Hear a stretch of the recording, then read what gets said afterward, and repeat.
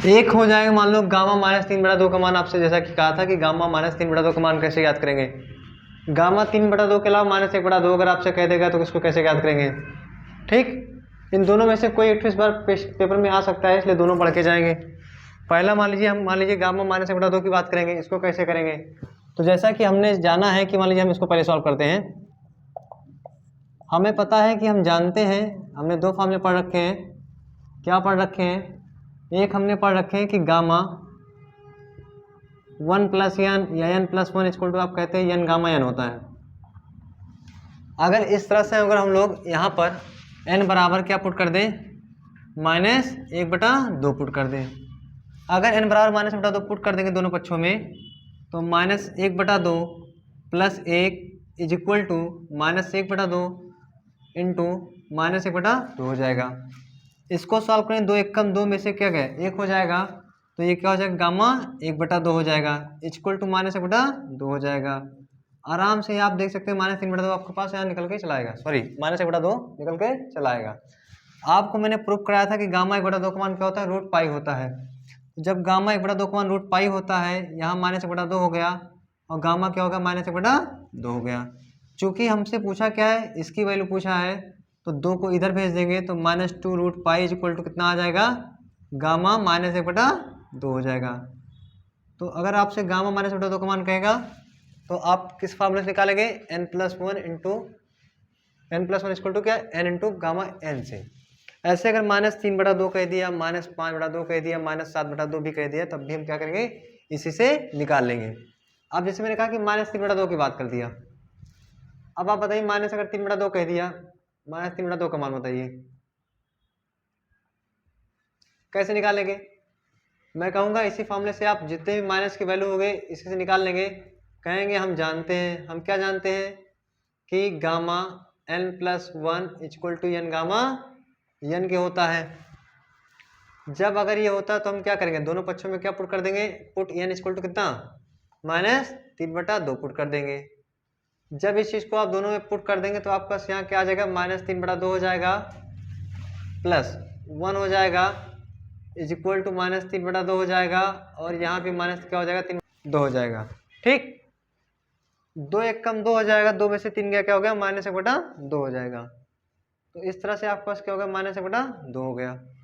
यहाँ पे क्या हो गया, -3/2 हो गया, और गामा क्या होगा, -3/2 हो गया। गामा -1/2 का मान क्या होता है, -2 √π होता है। इसको आप यहाँ पुट कर देंगे तो क्या हो जाएगा, -2 √π हो गया इक्वल टू -3/2 हो गया। ये भी माइनस क्या हो गया, 3/2 हो गया।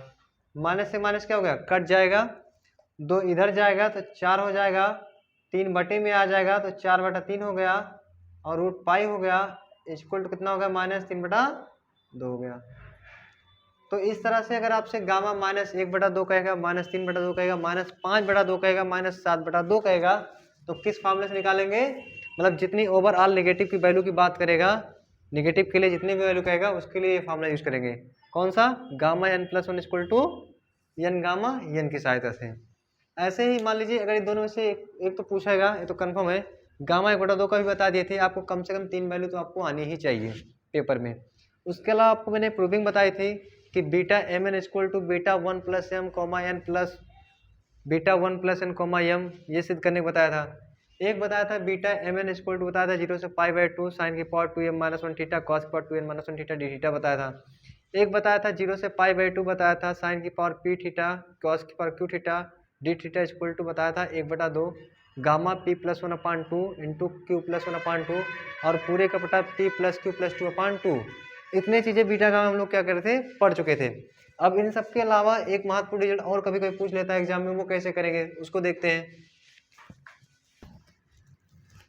अगला मान लीजिए आ गया प्रूफ करने को, या आपसे कोई कह दे कि ये बताइए कि जैसे हमने कहा था कि गामा 1 - n इक्वल टू होता है π/sin n पाई। हमेशा अलवेज इसको कहते हैं कि अगर आपसे कोई कहते, मान लीजिए एग्जाम हॉल में ही एग्जामिनर पूछ ले कि gamma n into gamma 1 - 1 equal to π/sin n सिद्ध कर दो, है ना। तो इसको कैसे करेंगे ये भी देख लीजिए। आपसे कह दिया टू प्रूफ दैट, कैसे पुट करें, हम डालेंगे सॉल्व डालेंगे और लिखेंगे कि हम जानते हैं, हम क्या जानते हैं, वी नाउ दैट, क्या जानते हैं, हम लोग जानते हैं कि बीटा एम एन बराबर जानते हैं। एक तो हम जानते हैं कि 0 से π/2 भी जानते हैं, या कह सकते हैं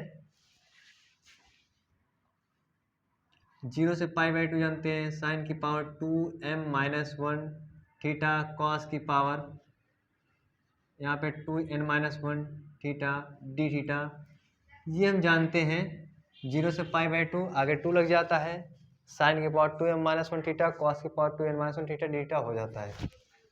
ठीक, इस बीटा एम को कहते हैं, तो हम लोग लिखना चाहेंगे तो गामा एम लिख सकते हैं, गामा एन लिख सकते हैं, अपान में गामा एम प्लस एन लिख सकते हैं, बराबर में 2 लिख सकते हैं, 0 से π/2 लिख सकते हैं, साइन की पावर 2m-1 थीटा कॉस की पावर 2n-1 थीटा और डी थीटा लिख सकते हैं।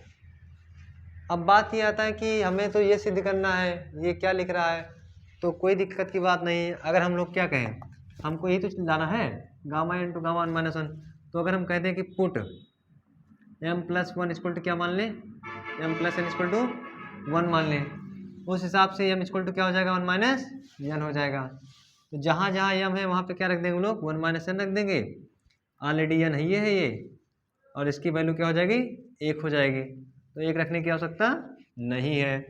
बराबर में 2 हो गया, 0 हो गया, π/2 हो गया।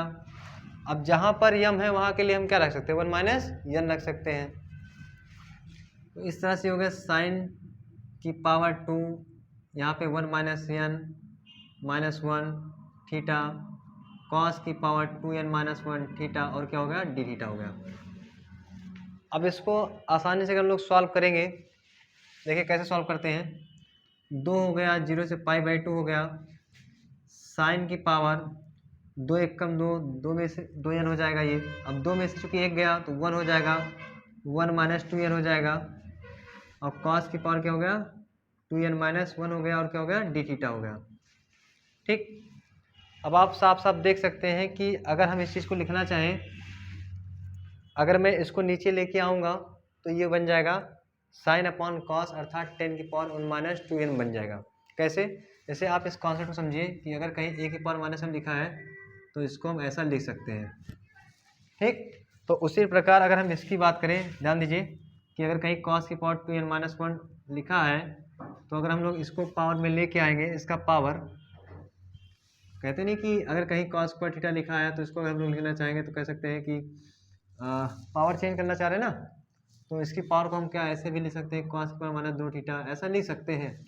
अमूमन तौर पर लिखने को लिख सकते हैं कि 1/sec स्क्वायर थीटा भी लिख सकते हैं, लेकिन चूंकि यहाँ के पावर जो है वो n के रूप में विकसित है, तो अगर उसको इस तरह से लेके आएंगे 1/में लिखेंगे, कहने मतलब इसको मैं 1/में लिखना चाहूँगा तो पावर क्या होगी, चेंज हो जाएगी।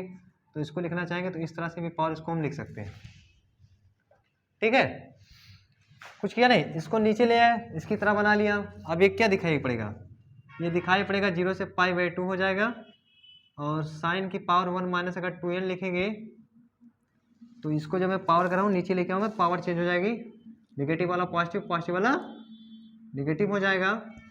इस तरह से आपको ये दिख रहा होगा, ये क्या हो गया, 10 हो गया। क्या हो गया, 10 हो गया। जब ये 10 हो गया तो आपको पेपर में इसको सॉल्व करने की ज़रूरत नहीं पड़ेगी, आप डायरेक्ट कह सकते हैं कि gamma n gamma 1 - n equal to, आप कह सकते हैं कि यहाँ पर 2 हो गया। इस पूरे को आप कहते हैं 0 से π/2 कहेंगे, और कहेंगे 10 की पावर 1 - 2n थीटा और क्या, डी थीटा। और आप कहेंगे इतने ओवरऑल के लिए कह देंगे कि हम इतने को लिख सकते हैं। सो देयरफॉर डायरेक्ट आप करके लिख सकते हैं एग्जाम में, क्योंकि आप अप्लाइड मैथमेटिक्स पढ़ते हो, इसके लिए आपको इंटीग्रेशन पढ़ने की ज़रूरत अलग से नहीं है। ठीक, आप डायरेक्ट इतने को लिख सकते हैं π/sin n पाई। इस तरह से अगर आपके एग्जाम में आता है, 2 नंबर का प्रश्न आता है, तो 2 नंबर के लायक इतना आपको करना ही करना है। ठीक, अब इसके अलावा एक प्रूविंग हम लोग और पढ़ लें, है ना। हालांकि फ्रोबेनियस मेथड से कुछ सवाल होते हैं, फ्रोबेनियस मेथड आपकी किताबों में हो सकता है ना दिए हों, लेकिन कुछ सवाल ऐसे आपकी किताबों में दिखाई पड़ेंगे जो फ्रोबेनियस मेथड से ही लगते हैं। अब फ्रोबेनियस मेथड वो क्या होता है, उसको उसको हम आगे बताएंगे, यानी कि कल बताएंगे।